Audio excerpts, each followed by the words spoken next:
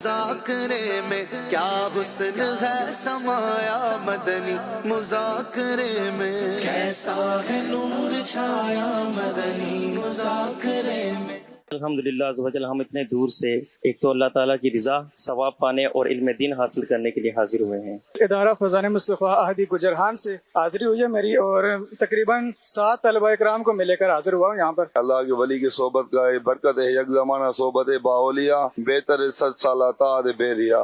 ایک تو ماشاءاللہ امیر سنت کا جو سمجھانے کا انداز ہے، ہر طبقہ فکر کے بندے کو وہ بخوبی اور آسانی کے ساتھ سمجھ آ جاتا ہے۔ سر اپنی اصلاح کرنے کے لیے میں تشریف لایا تھا۔ آج ہم نے مدنی مذاکرات سنا، انہیں میں اساں کے تقریباً منا سٹھیوں ڳالهيون ٻڌايون۔ باپا جی ڀاڄي وٺندا آهيون، پوءِ اساں چवंदा آهيون مرچ مسالو وڌائي ڏيو، قربانی یا جانور کهڙے حساب سان وٺجن ऐं उन्हनि ते नाला कहिड़ा रखजन۔ پیر صاحب نے ایک یہ بہت ہی خوبصورت بات ارشاد فرمائی، ہر ہاتھ چومنے والا عقیدت مند نہیں ہوتا اور ہر چپ کر جانے والا مطمئن نہیں ہوتا۔ ہم نے مدنی مذاکرے میں یہ سیکھا کہ جو چیز گروی رکھوائی جاتی ہے، جس کے پاس گروی رکھوائی جاتی ہے، وہ بندہ اس سے نہ کوئی فائدہ حاصل نہیں کر سکتا۔ جی اس میں بہت پیاری بات سیکھنے کو ملی ہے کہ داڑھی ہم لوگ جو نائی کی دکانوں پر جاتے ہیں تو وہ تراش کرتے ہیں، خود سے اگر ترکیب بنا لی جائے تو زیادہ بیسٹ رہتا ہے، کیونکہ اگر نائیوں پر چھوڑ دیں گے تو وہ کہیں کہ کہیں داڑھی کو لے جائیں گے۔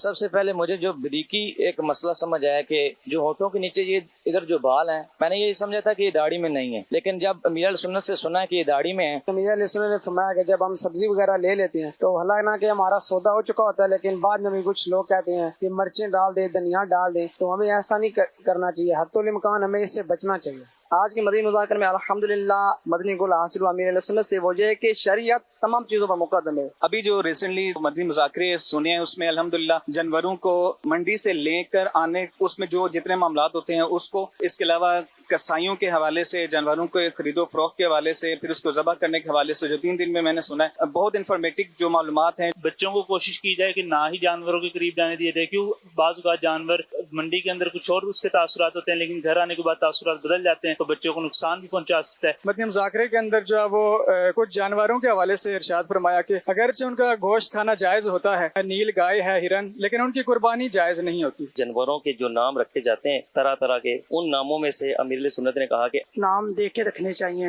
جانوروں کو بھی نام لوگ رکھ دیتے ہیں، مقدس نام، یہ بھی نام نہیں رکھنے چاہیے۔ جانور کے اوپر ظلم نہ کیا جائے، جانور کے ساتھ پیار محبت والا معاملہ پیش کیا جائے۔ امیر علیہ سنت نے پرندوں کے حوالے سے تربیت فرمائی ہے کہ شتر مرغ اور مرغی اس کی قربانی جائز نہیں ہے۔ اسی طرح سے جو مارخور ہے اس کی قربانی جائز نہیں ہے۔ بچوں کو یہ کھٹی میٹھی ٹافیاں جو کھلاتے ہیں، ان کے حوالے بہت اہم ترین معلومات ہمیں ملی کہ یہ نہیں کھلانی چاہیے اپنے بچوں کو، کیونکہ آگے چل کر یہ صحت میں مضر ہوتی ہے۔ امیر علیہ سنت نبی پاک صلی اللہ تعالیٰ علیہ وسلم کے مبارک چہرے کا تذکرہ فرما رہے تھے اور مبارک داڑھی کا تذکرہ فرما رہے تھے، تو دل میں ایک عشق رسول کی کیفیت مچلتی ہوئی محسوس ہو رہی تھی، اور یقیناً امیر علیہ سنت کا فیضان ہے کہ ہمیں عشق رسول سے جوڑ دیا۔ اللہ تبارک و تعالیٰ امیر علیہ سنت کو سلامت رکھے۔ جو طلبہ کرام ہمارے ساتھ حاضر ہوئے ہیں بہت اچھا لگا ان کو آ کر، اور وہ کہہ رہے ہیں کہ انشاءاللہ محرم شریف پر بھی ہماری حاضری ہوگی۔ امیر علیہ سنت عمر کے جس حصے میں پہنچ چکے ہیں، جس پابندی کے ساتھ امیر علیہ سنت مدنی مذاکرہ میں شرکت کرتے ہیں، تو میں سننے والے تمام ہی عاشقان رسول کو